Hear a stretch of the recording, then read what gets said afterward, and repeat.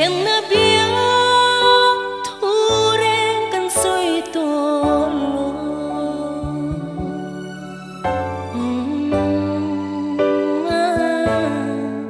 sai ona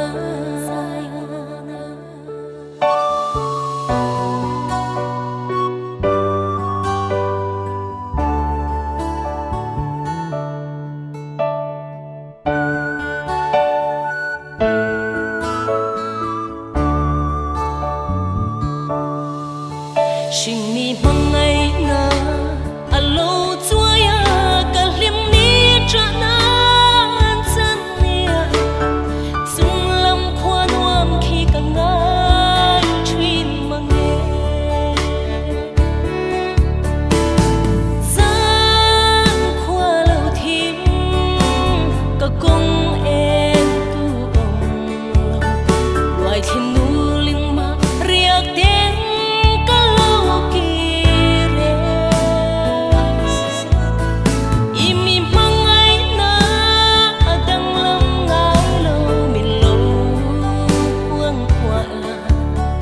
kadam hen tu ang imang ay khasar huaya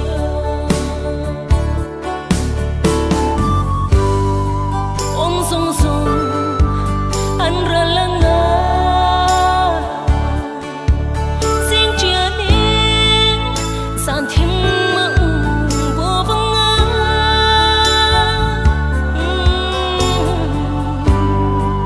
kan chap le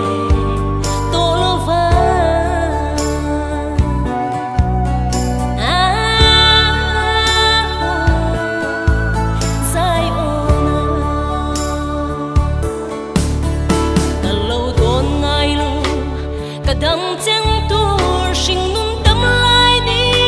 her liam sela sung lam khoa nuam khi ka thleng sâu lo nghe sa khoa lo thim